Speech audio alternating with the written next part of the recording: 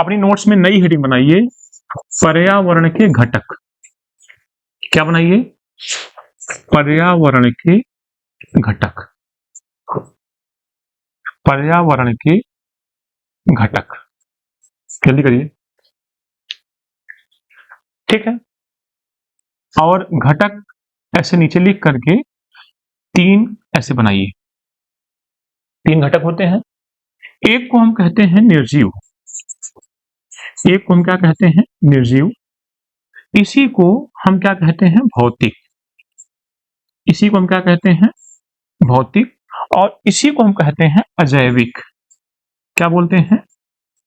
अजैविक। किसी भी नाम से एग्जाम में आ सकता है, किसी भी नाम से एग्जाम में पूछा जा सकता है, चाहे निर्जीव कह देगा, चाहे भौतिक कह देगा, चाहे अजैविक कह देगा। ठीक है, अगर दूसरे घटक की बात करें तो सर जो दूसरा घटक है इसको बोलते हैं, निर्जीव का अपोजिट क्या होगा? सजीव। और भौतिक का क्या होगा? अभौतिक, यानी जिसमें जान हो। भौतिक का मतलब सोना चांदी मोबाइल ये सारी चीजें। और इसी को हम बोलते हैं जैविक। इसी को हम क्या बोलते हैं? जैविक। डन। जो तीसरा है इसी को हम कहते हैं ऊर्जा। क्या कहते हैं? ऊर्जा। इसमें 2 प्रकार की ऊर्जा आपको पढ़नी है। इसमें आपको 2 प्रकार की ऊर्जा पढ़नी है। एक है सौर ऊर्जा, एक आपको क्या पढ़नी है? सौर ऊर्जा। और एक आपको पढ़नी है भूतापीय ऊर्जा। क्या पढ़नी है? भूतापीय ऊर्जा। सौर ऊर्जा और भूतापीय ऊर्जा। डन। ठीक है सर साइंस में बायोलॉजी पढ़ना। बायोलॉजी आपको प्योर वाली नहीं पढ़नी है, इंट्रोडक्शन। आप ये मत समझना कि पूरी बायोलॉजी, ना ना। हाँ, जैसे 5 भागों में किसने बांटा पूरे जीव जगत को, या थोड़ा सा ब्लड ग्रुप पढ़ना है आपको, या थोड़ा सा जो किंगडम होते हैं उनको पढ़ने हैं, या पौधों के बारे में पढ़ना है थोड़ा सा, मतलब एज ए इंट्रोडक्शन बायोलॉजी, ना कि पूरी डीप बायोलॉजी। हाँ, वो आपका काम करेगा, लेकिन वो साइंस है। और इसमें क्या करना है? इसमें जीव जंतुओं के बारे में हल्की जानकारी, पेड़ पौधों के बारे में हल्की जानकारी। और जो आप वो डीएनए आरएनए वगैरह पढ़ रहे हो वो कंप्लीट साइंस है। यहाँ साइंस की एक फोटोकॉपी लगेगी बस। साइंस नहीं, जूनियर वाली साइंस बहुत अच्छे लेवल की है। ठीक है, उसको यहाँ नहीं चलेगी वो। जूनियर वाली साइंस का मतलब 11th-12th लेवल की साइंस। फिजिक्स भी है, केमिस्ट्री भी है, मैथमेटिक्स भी है, हाँ बायोलॉजी भी है। तो मतलब मेरे कहने का मतलब कि उसकी क्लास आपकी अलग चलेगी। यहाँ उतना साइंस जितना आपके ईवीएस में पूछेगा, यहाँ उतनी पॉलिटी जितना आपके ईवीएस में पूछी जाती है। अब ये नहीं कि हम आपको पूरा भाग 1 से भाग 22 तक पढ़ाएंगे, नहीं, वो अलग चीज हो गई। ठीक है, जैसे आप सैंपल सुने हो, सैंपल, जैसे आप कोई चीज लेने जाते हो कि सर हमारे घर में शादी, मुझे खोया चाहिए, तो खोआ लेने गए आप, अब उसने कहा यही वाला देंगे, ये लो इतना खा लो, तो क्या उतने में आपका पूरे बारात वालों का रसगुल्ला बन जाएगा? नहीं, ये सैंपल है। और मैं आपको केवल क्या दे रहा हूं? इंट्रोडक्शन। सैंपल जितना ईवीएस में पूछा जाता है। ठीक है, आइए अब आगे बढ़ते हैं।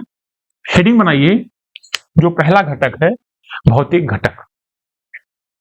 आगे बढ़िए, इन तीनों को पढ़ना है। सुन लीजिए, पहले इन तीनों को हम लोगों को पढ़ना है, तो शुरुआत करते हैं पहले वाले से। ठीक है, आइए नंबर 1, जिसको हम लोग क्या कहते हैं?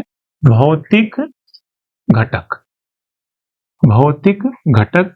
क्या इसी को अजैविक भी कहते हैं क्या? हाँ, तो कंफ्यूज मत होइएगा, इसी को हम क्या कहते हैं? अजैविक। क्या इसी को हम निर्जीव भी कहते हैं? तो बार बार निर्जीव कहना ठीक नहीं है, क्योंकि निर्जीव के नाम से पेपर में आता नहीं है। ठीक है, तो हमको भौतिक घटक या अजैविक घटक दोनों में से एक को पढ़ना है, मतलब दोनों सेम है। आइए, इसमें आपको केवल 3 चीजें पढ़नी है। एक, नंबरिंग करके नहीं करेंगे, एबीसीडी करके पढ़ेंगे। ए में हमको पढ़ना है वायुमंडल। ए में क्या पढ़ना है? वायुमंडल। और बी में हम लोगों को पढ़ना है जलमंडल, जलमंडल, हाइड्रोस्फीयर और सी में हम लोगों को पढ़ना है स्थल मंडल। ये तीनों अगर हम पढ़ लेंगे तो मेरा ये जो पहला घटक है वो पूरा हो जाएगा। ठीक है, आइए देखिए, जो हमारा वायुमंडल है इसमें हमको क्या क्या पढ़ना है। वायुमंडल में जो गैसें उपस्थित हैं उनकी मात्रा को पढ़ना है, और वायुमंडल परतों को पढ़ना है, और इनकी विशेषताओं को पढ़ना है, और इनके साथ हमको O3 लेयर भी, इनके साथ हमें O3 लेयर भी पढ़नी है। O3 समझते हो? ओजोन। तो पहला जो मेरा टॉपिक है उसके अंदर हमको इन चीजों के बारे में पढ़ना है। बात क्लियर है? सर, जलमंडल में क्या पढ़ना है? जलमंडल में हमको सबसे पहले क्या पढ़ना है? नदी, फिर हमको क्या पढ़ना है? महासागर, फिर हमें क्या पढ़ना है? झील, फिर हमें क्या पढ़ने हैं? झरने। मतलब इस तरीके से जहां भी वाटर उपस्थित होगा वो मुझे जलमंडल में पढ़ना है। फिर हम बात करते हैं स्थल मंडल की। स्थल मंडल में सबसे ज्यादा क्वेश्चन घास के मैदान से, फिर हाँ पर्वत पठार, पर्वत पठार, इन्हीं के साथ वन भी आता है, इन्हीं के साथ रेगिस्तान भी आता है, और भी जो भी आपको याद आएगा स्थल मंडल में मैं ATC लिख दे रहा हूं। इन सारी चीजों को हमको पढ़ना है। डन?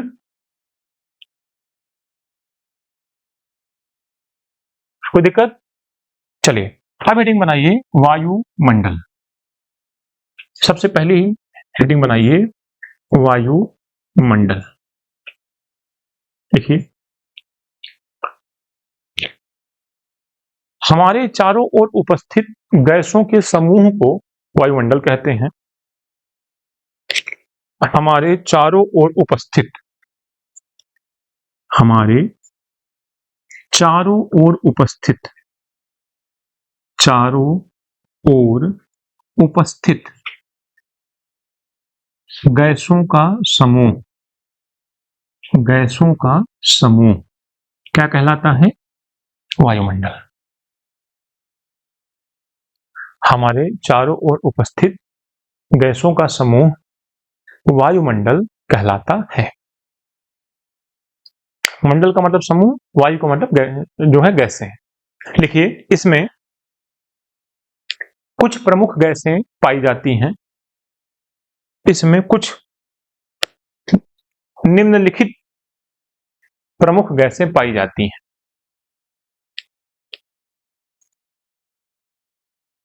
डन? चलो, पढ़ाने से पहले एक क्वेश्चन मेरा कि निम्नलिखित में से कौन सी गैस वायुमंडल में उपस्थित नहीं है? आर्गन और हीलियम, और सी है हाइड्रोजन, सॉरी इंग्लिश में लिख दिया, हाइड्रोजन, और डी में है रेडान। ठीक है, ये क्वेश्चन आया हुआ है कि निम्नलिखित में से कौन सी गैस वायुमंडल में उपस्थित नहीं है। तो कौन सी उपस्थित नहीं है? रेडान। लिखिए आप, कुछ प्रमुख गैसें इस प्रकार हैं। नंबर 1 नाइट्रोजन,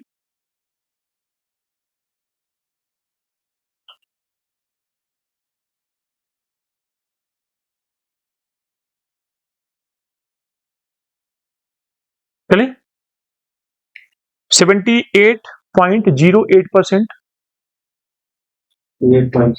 हाँ 78.08%। ऑक्सीजन, ऐसे लाइन से लिखिएगा, ऐसे पन्ने मत बचाइएगा आप, कि पन्ने बचाएंगे तो बहुत अमीर हो जाएंगे। लिस्ट बनाइएगा जैसे सब्जी की लिस्ट बनाते हो, ये नहीं कॉमा करके लिखते चले जाओ, नहीं, लिस्ट। ठीक है, ऑक्सीजन 20.95%, 20.59% ऑक्सीजन है। 95, ठीक है, 95 नहीं बोलेंगे उसको, दशमलव के बाद एक एक बोला जाएगा। ठीक है, थोड़े गणित पर हमने पढ़ी है। ठीक है, तीसरा argon 0.93%, CO2 carbon dioxide 0.036%, 0.036%। Neon 0.002%। Helium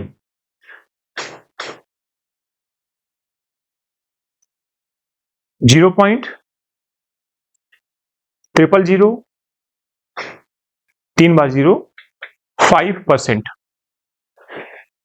ठीक है, प्लस जल वाष्प।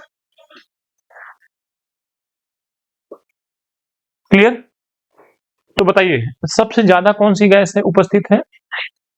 नाइट्रोजन। ठीक है, 78.08% है ना। ठीक है, अगर ये सब क्वेश्चन हल्के उल्के आएंगे तो आप कर लीजिएगा। अब आप देखिए कि हमने आपको बताया था, बिल्कुल आपके साथ में पारदर्शिता से चल रहा हूं। ठीक है, आप मुझे कुछ भी बोल नहीं पाओगे। जैसे हमने क्या पढ़ लिया? गैसें। अब हम किसके बारे में पढ़ने चल रहे हैं? परतों के बारे में। ठीक है, तो हेडिंग बनाइए वायुमंडलीय परतें। क्या बनाएंगे? वायुमंडलीय परतें, एटमॉस्फेरिक लेयर्स, वायुमंडलीय परतें। ठीक है, आइए देखिए, अगर आप यहां खड़े हो जाइए इस स्थान पे, ठीक है, तो आपके जस्ट ऊपर जो एक एरिया है, एक लेयर ये है, और इसके बाद दूसरी लेयर ये है, इसके बाद तीसरी लेयर ये है, और इसके बाद चौथी लेयर ये है। डन। इसकी ट्रिक होती है कि छोड़ सब मैं आया बाहर। क्या होती है? छोड़ सब मैं आया बाहर। छोड़ से क्या बना? क्षोभ। आपको लग रहा होगा कि गलत दिख रहे हो क्या? थोड़ा सा एडजस्ट कर लेना। ट्रिक है ना, तो ट्रिक ऑफिशियल थोड़ी ना होती है, ट्रिक हर व्यक्ति की अलग अलग होती है। तो ट्रिक से आप मत मिलाना कि हाँ छाता वाला अच्छा है, यहाँ क्षोभ मंडल है, ऐसा नहीं। आपको एक संकेत मैंने दिया। दूसरे नंबर पे क्या आता है? समताप। ठीक है, तीसरे नंबर पे क्या आता है? मध्य मंडल और आयन। ठीक है, और ऊपर क्या है? बहिर्मंडल। अगर यहां चले जाओ तो सुनाई नहीं देगा, तो बहिरा कहते हैं। ठीक है, तो 1, 2 और 3 और 4 और 5। डन। अब इसकी दूरी पूछी जाती है आपसे। क्या पूछी जाती है? दूरी। तो आप ऐसे लिखना, अगर ध्रुवों से, नॉर्थ पोल और साउथ पोल से देखा जाए तो ये 8 किलोमीटर पे है। कितने किलोमीटर पे? 8 किलोमीटर तक है क्षोभ मंडल।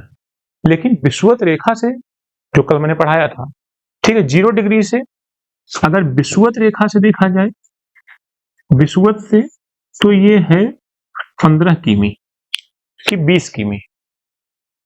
इसको बनाइए पहले।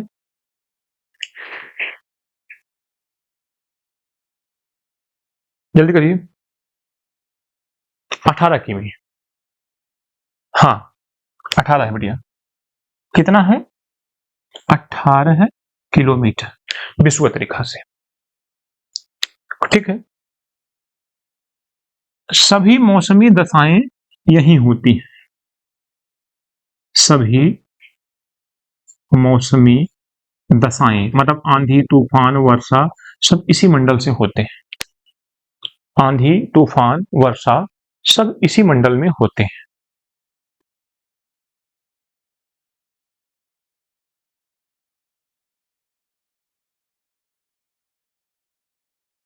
डन।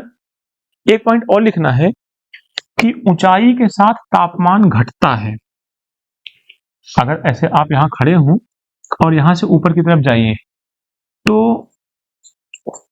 ऊंचाई के साथ टेम्परेचर घटता है। कितना घटता है? 1 किलोमीटर पे 6.5 डिग्री सेल्सियस। थोड़ी जगह देके बनाइएगा ताकि आप मेरी तरह लिख सकें। अच्छा ठीक है, पहले बनाओ तो मैं लिखवाता हूं। बन गया सबका? अब हेडिंग बनाओ क्षोभ मंडल। नीचे हेडिंग बनाइए क्षोभ मंडल, स्ट्रेटोस्फेयर।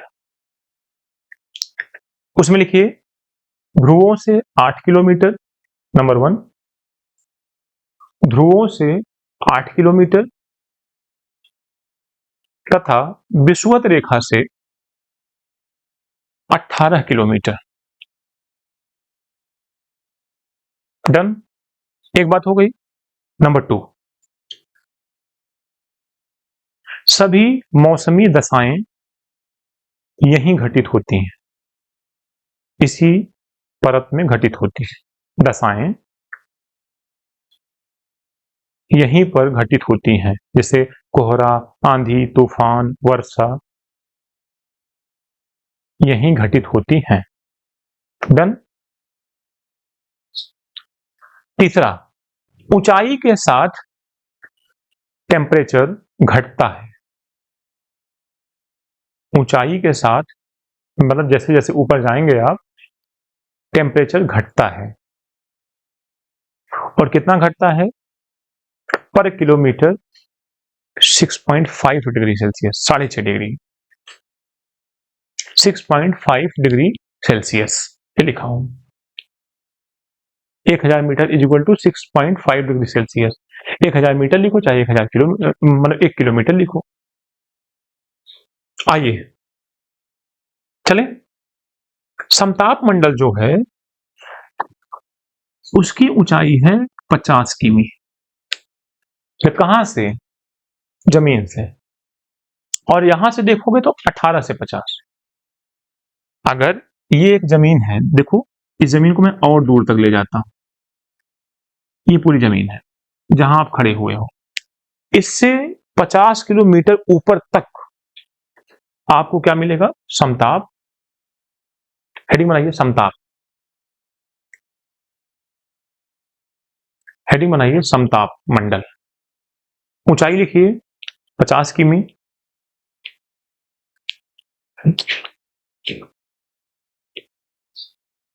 देखिए क्या लिखा? ऊंचाई हो गई 50 किमी। लिखिए इसी मंडल में ओजोन लेयर पाई जाती है। ओजोन लेयर पाई जाती है।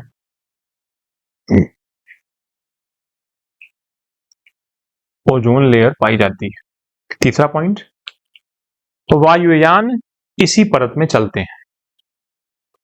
वायुयान इसी परत में चलते हैं।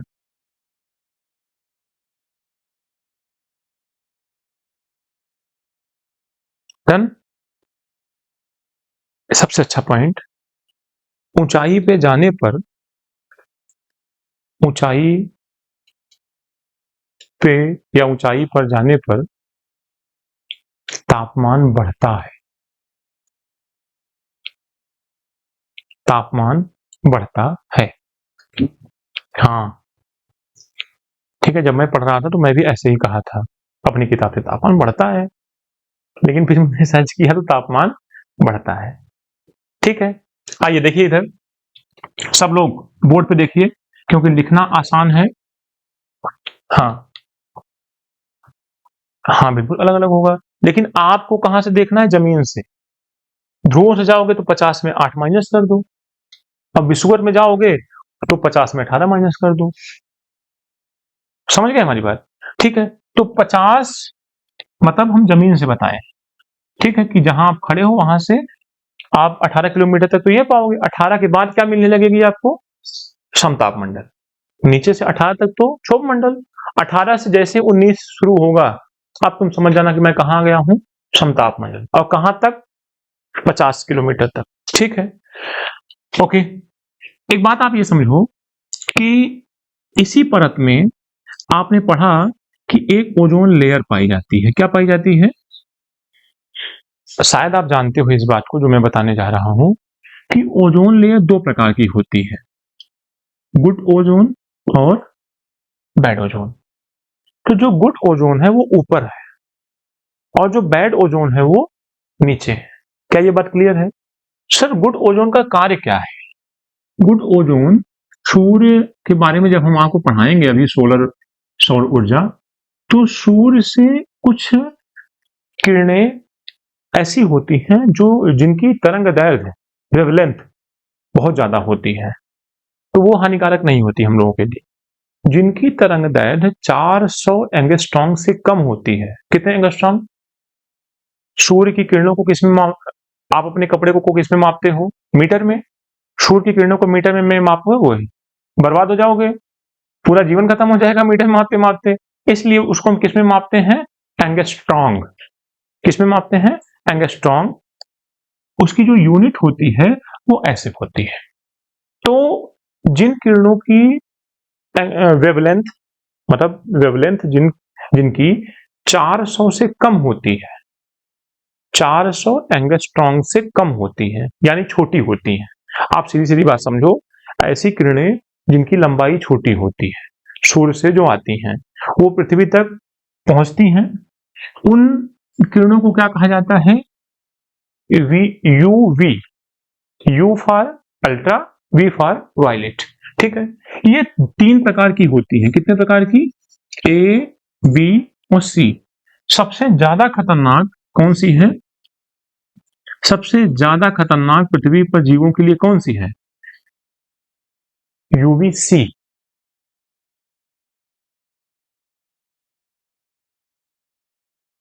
इन पे टच भी हो जाए तो तुम्हें कैंसर हो जाएगा। जीवों के लिए सबसे हानिकारक है ये वेब।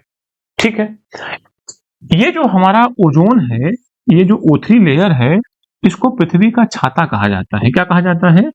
Umbrella of earth. इसको पृथ्वी का क्या कहा जाता है? छाता। जैसे छाता क्या करता है? बारिश की बूंदों को रोक लेता है हमारे तक आने से, वैसे ही यूवी रेज को ये गुड ओजोन रोक लेती है और पृथ्वी तक आने नहीं देती है। तो क्या कैंसर से बच गए हम लोग? किसकी वजह से? ओजोन की वजह से। तो अब ये फिर से बैड ओजोन कहां से आ गई? हमारी वायुमंडल में इतने प्रदूषण हैं, ये बैड ओजोन थी नहीं, ये पूरी ओजोन थी। लेकिन ये जा करके हवाएं, प्रदूषण, हानिकारक गैसें चिपक गई इसमें। जैसे तुम्हारी छत बहुत साफ थी, लेकिन किचन की छत अब गंदी हो चुकी है, क्योंकि वहां तुम खाना पकाते हो, बहुत कुछ लग गया है। तो जितनी तुम्हारे कमरे की छत साफ है, उतनी किचन की छत साफ नहीं है। इसका मतलब वो प्रदूषित हो चुकी है। ऐसे ही ये भी प्रदूषित हो गई है, इसलिए इसको हम क्या कहते हैं?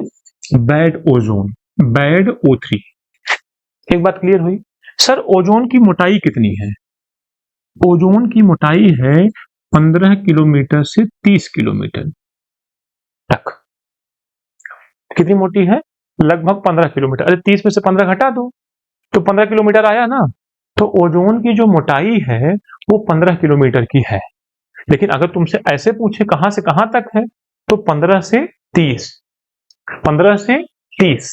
ठीक है, और क्या बताना था सर ओजोन में? हाँ, ओजोन में एक चीज ये बताना है कि ऑक्सीजन के 3 परमाणु आपस में मिलते हैं। 3 अणु कह लीजिए, मॉलिक्यूल कह लीजिए, मिलने से हमारा किसका निर्माण होता है? तो O2 प्लस एक और O मिलने से क्या बनता है? O3। ये बात हो गई।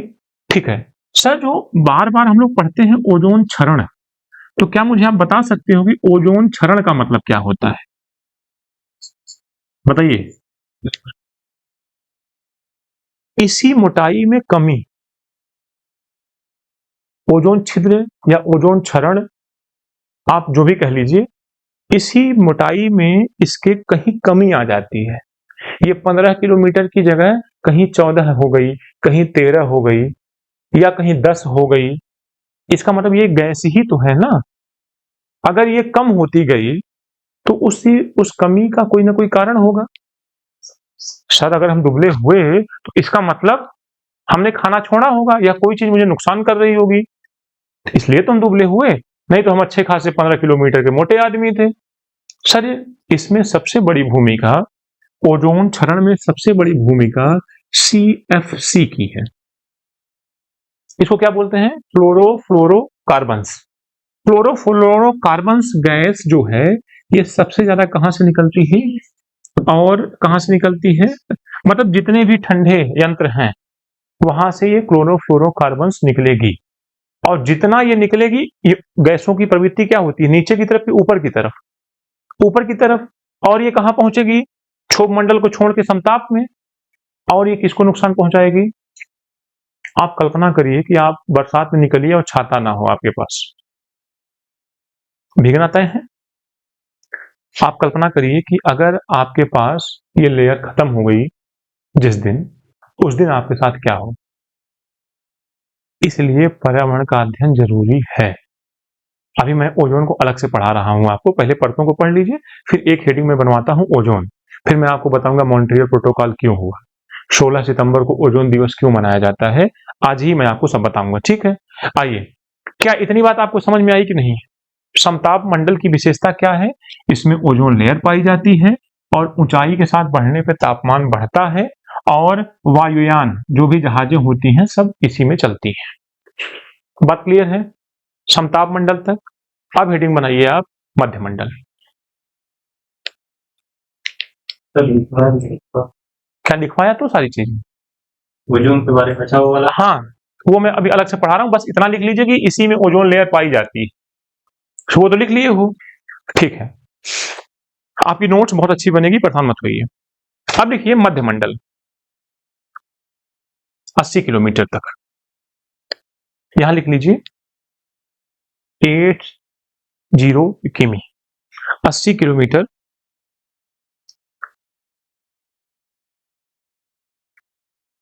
डन। एक बात इसमें लिखनी है बस, हाइट के साथ टेम्परेचर घटता है। हम तो ऐसे पढ़ते हैं, देखो इधर देखो, H plus is equal to T minus, समझ जाओगे? H plus is equal to T minus क्या होगा? हाइट जब भी बढ़ेगी तो टेम्परेचर घटेगा।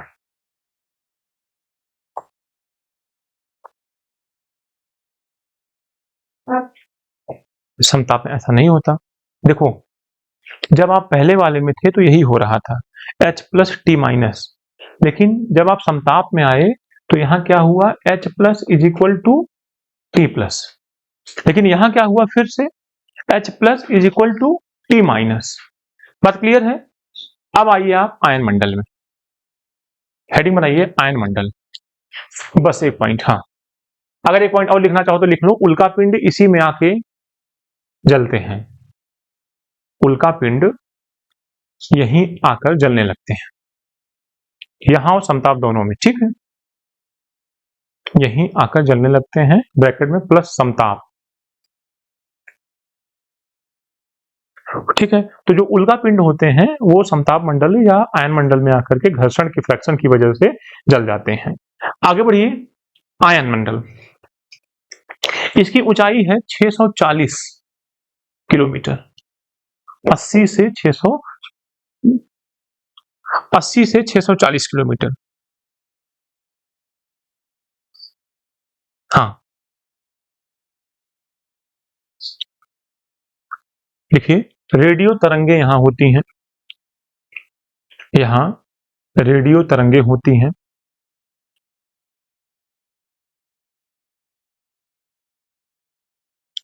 डन।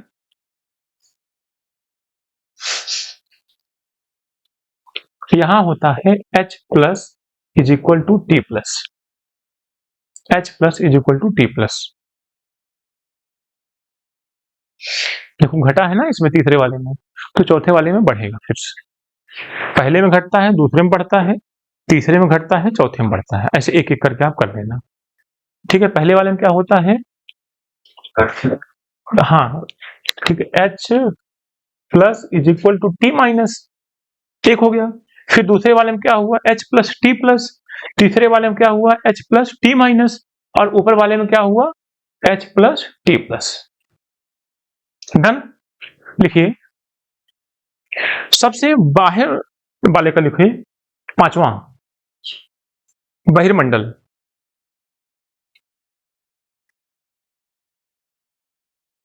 दूरी लिखिए 640 के ऊपर, जहां तक चले जाओ 640 प्लस किमी ऊपर जहां तक चले जाओ आप, सब बहिर्मंडल है। डन। टेम्परेचर लिखिए यहां का 1000 डिग्री सेल्सियस, 1000 डिग्री सेल्सियस।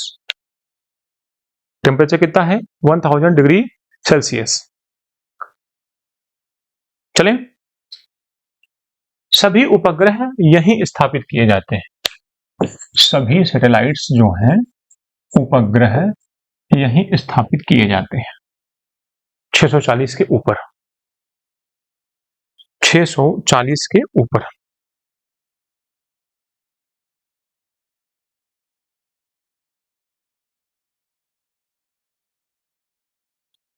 चलें,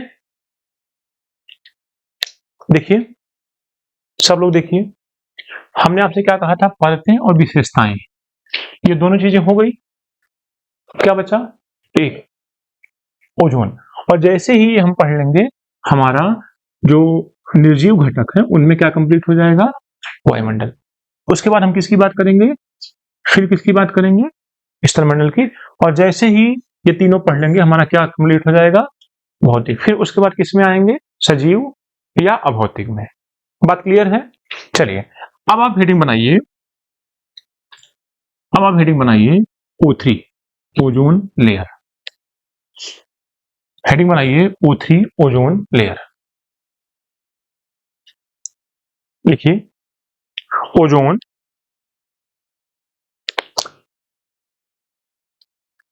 समताप मंडल में, समताप मंडल में 15 से 30 किलोमीटर तक पाई जाती है। समताप मंडल में 15 से 30 किलोमीटर तक पाई जाती है। यह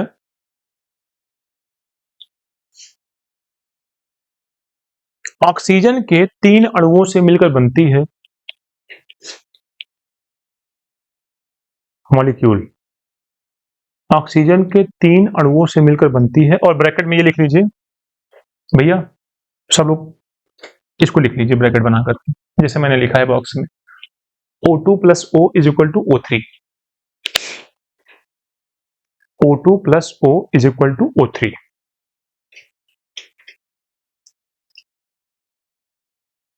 डन। तीसरा पॉइंट, यह दो प्रकार की होती है,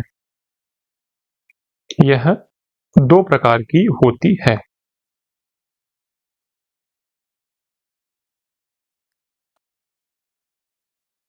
लिख लीजिए गुड ओजोन और बैड ओजोन, नीचे बैड ओजोन लिखिएगा।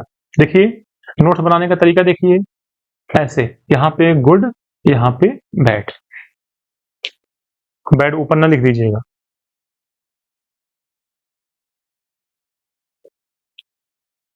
डन। चलिए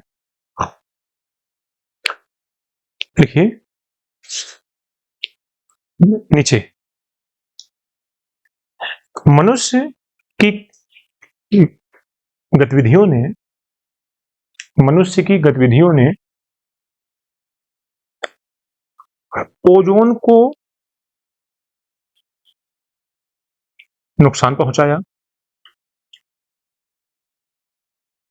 ओजोन को नुकसान पहुंचाया।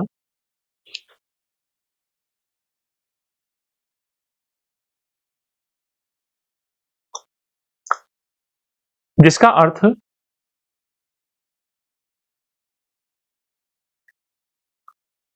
जिसका अर्थ ओजोन की थिकनेस का कम हो जाना, ओजोन की मोटाई का कम होना,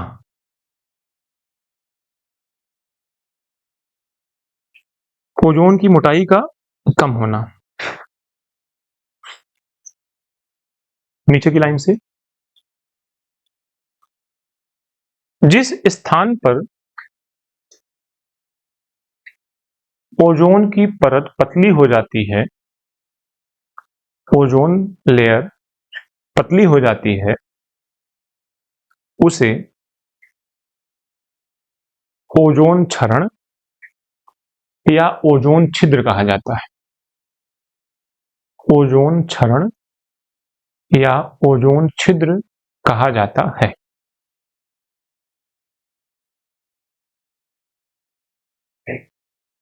done. Note, NOTE, note point.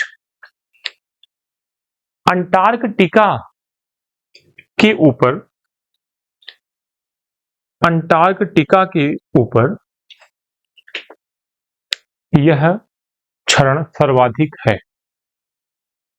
Antarctica के ऊपर, समझते हो ना अंटार्कटिका महाद्वीप, यह क्षरण सर्वाधिक है। डन। देखिए, ओजोन के क्षरण का प्रमुख कारण, ओजोन के क्षरण का प्रमुख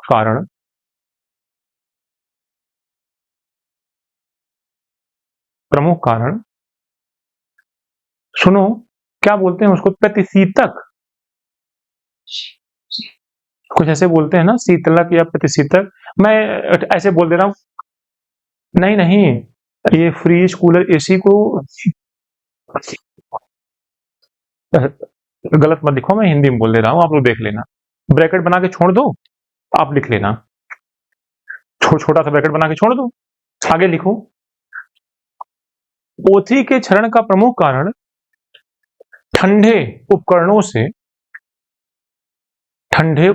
से निकलने वाली गैसें हैं। ठंडे उपकरणों से निकलने वाली गैसें हैं, जैसे सबसे प्रमुख CFC है। सबसे प्रमुख CFC, हिंदी में लिखिए क्लोरोफ्लोरोकार्बन्स। Chlorofluorocarbons, CFC। अन्य गैसें लिखिए, मैं बोल रहा हूं, ये तो एक मॉनिटर हो गई, हेड हो गई। अन्य लिखिए, हैलोजेंस,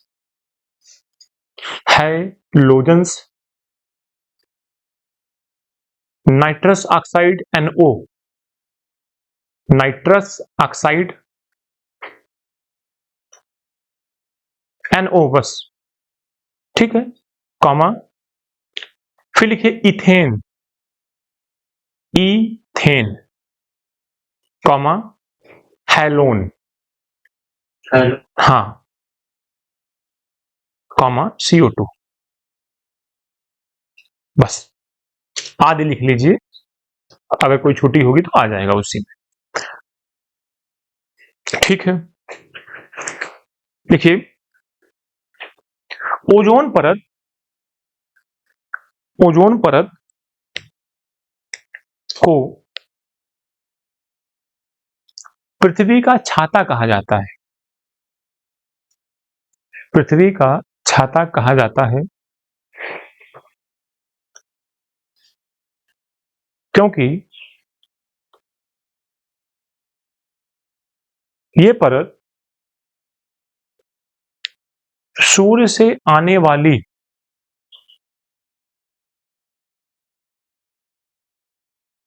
छोटी तरंगदैर्ध्य वाली, सूर्य से आने वाली, कॉमा, छोटी तरंगदैर्ध्य वाली, छोटी तरंगदैर्ध्य वाली, हाँ, लेंथ, लंबाई, दैर्ध्य का मतलब लंबाई, तरंगदैर्ध्य वाली तथा हानिकारक किरणों को पृथ्वी पर आने से रोकती है। पृथ्वी पर आने से रोकती है, ठीक है। पैराग्राफ चेंज करिए। पैराग्राफ चेंज करिए। पैराग्राफ चेंज का मतलब एक लाइन पूरी छोड़ देना है, ठीक है। इन किरणों को पराबैंगनी किरणें कहते हैं। थोड़ा तेज लिखिए। इन किरणों को अल्ट्रावायलेट पराबैंगनी किरणें कहते हैं।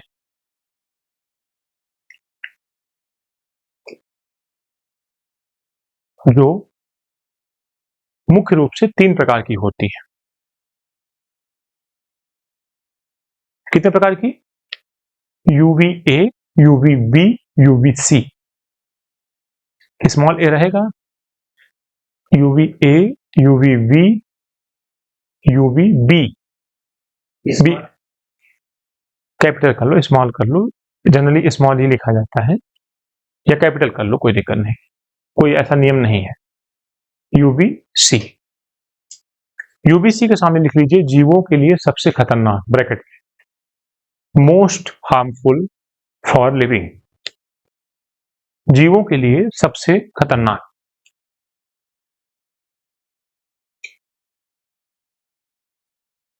डन। एक नोट पॉइंट फिर, एक नोट पॉइंट फिर। ओजोन क्षरण को रोकने के लिए,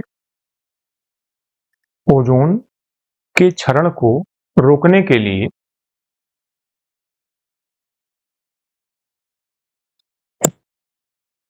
1987 में 1987 में मॉन्ट्रियल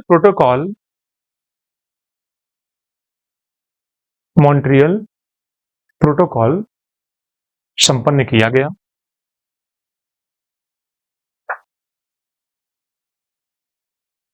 संपन्न किया गया।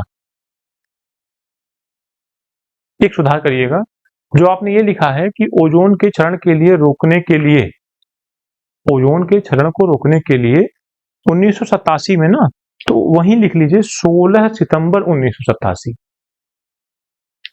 1987 के पहले लिख लीजिए 16 सितंबर 1987 को जो, हाँ, मॉन्ट्रियल प्रोटोकॉल संपन्न हुआ। बड़े बड़े एग्जामों में पूछा जाता है, ठीक है। लिखिए, इसलिए 16 सितंबर को, इसलिए 16 सितंबर को ओजोन दिवस, ओजोन दिवस मनाया जाता है। आया हुआ क्वेश्चन है, ओजोन दिवस मनाया जाता है। और पहली बार कब मनाया गया? 88 में। अगर आपसे पूछा जाए पहली बार ओजोन दिवस कब मनाया गया, तो 1 साल बाद 87 में डिसाइड हुआ, 88 में पहली बार मनाया गया। लिखिए, एक बार बताओ मुझे थोड़ा सा तुम लोग अपने अनुभव से कि भारत में बसंत ऋतु कब आती है?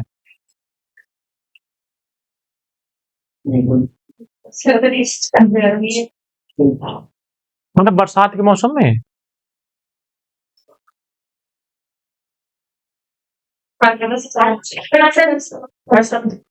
अच्छा एक काम करो आप, आप लोग अपने मोबाइल में सर्च करो कि किस समय ओजोन परत सबसे मोटी होती है। मेरे हिसाब से बसंत ऋतु। लिखिए, एक पॉइंट लिखिए पहले, फिर आप सर्च करिएगा। आप लोग अपना बैग और जितने भी मतलब आर्टिकल्स आप लेके आते हो, अणु, परमाणु, बम, सब यहाँ रख दिया करो ये टेबल पे।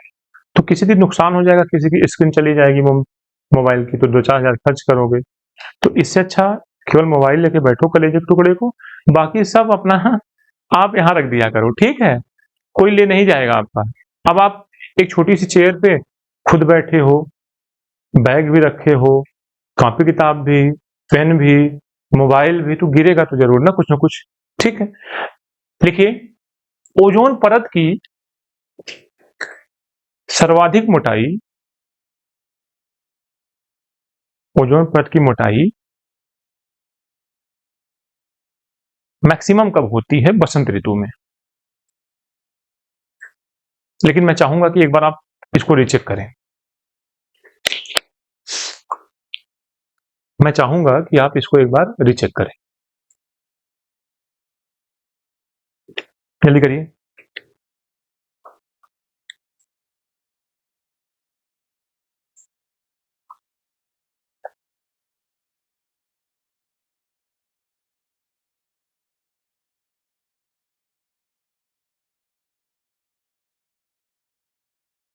चेक किया? समय ले लो 1 मिनट का, हमें बताओ जरा।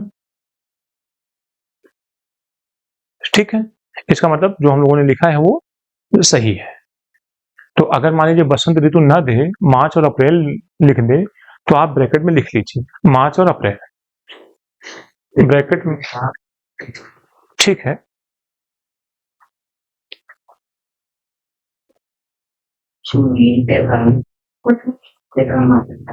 ठीक है, आप ये भी लिख सकते हो। ठीक है, कोई दिक्कत नहीं। चलें आगे बढ़े। जो बसंत ऋतु है वो इंग्लिश में मार्च अप्रैल को कहते हैं।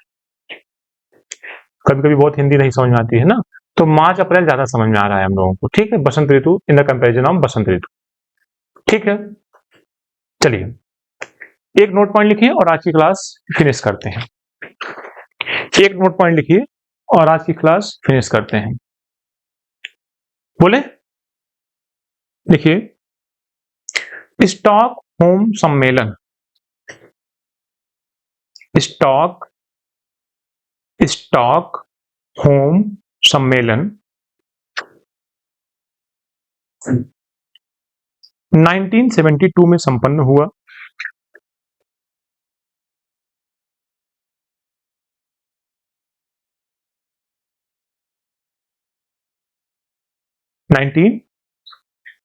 अब अगर पूछेगा मॉन्ट्रियल प्रोटोकॉल तो कब लगाओगे? अरे 1987। पर्यावरण संरक्षण पूछेगा तो कब लगाओगे? 86। और अगर स्टॉकहोम सम्मेलन पूछेगा तो 1972। जिसका उद्देश्य एनवायरमेंट प्रोटेक्शन था, पर्यावरण संरक्षण था।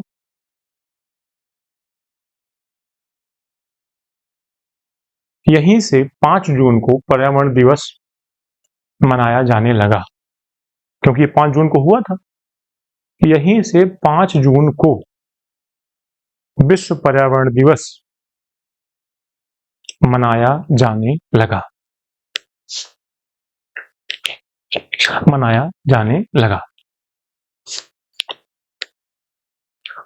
देन क्या था ये?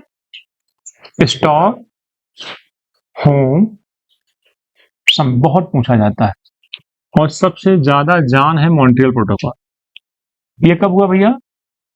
1972। वेट, इसकी एक विशेषता है कि यहीं से जून ऑफ 5th को क्या मनाया जाने लगा? Environment day. ठीक है, एक बात मुझे बताओ मुझे जल्दी से कि इसमें हम 20 अगर ऐड करेंगे तो क्या आएगा? 92। तो एक और लिखिए, पृथ्वी शिखर सम्मेलन। पृथ्वी शिखर सम्मेलन। पृथ्वी शिखर सम्मेलन Rio de Janeiro. Rio de Janeiro, spelling Janeiro की लिख लीजिएगा। जेनेरियो ब्राजील में। कहां है? ब्राजील में। अमेरिका का एक राज्य है ब्राजील में। ये कब हुआ? 1992। 1992। और यहीं पे एक विचार प्रस्तुत किया गया, एक विचारों की लिस्ट प्रस्तुत की गई जिसे कहा जाता है एजेंडा 20। यहीं पे एक विचार प्रस्तुत किया गया जिसे क्या कहा जाता है? एजेंडा 21।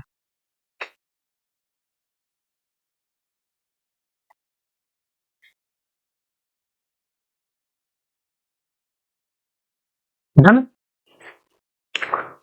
चले एक टेस्ट लेते हैं, उसके बाद बढ़ते हैं आगे। ठीक, बताइए 1986 क्या है? बराबर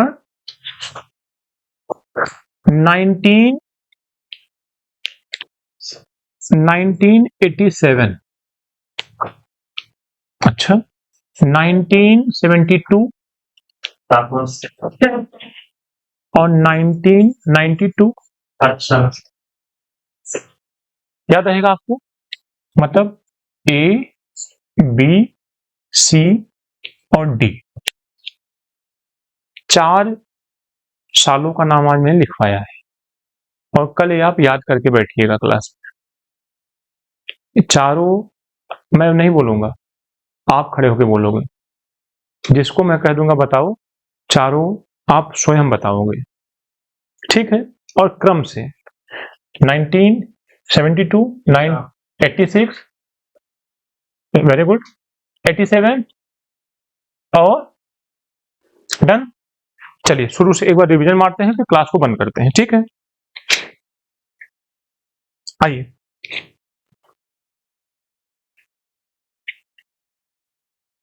बोलिए, यहां तक किसी कोई दिक्कत?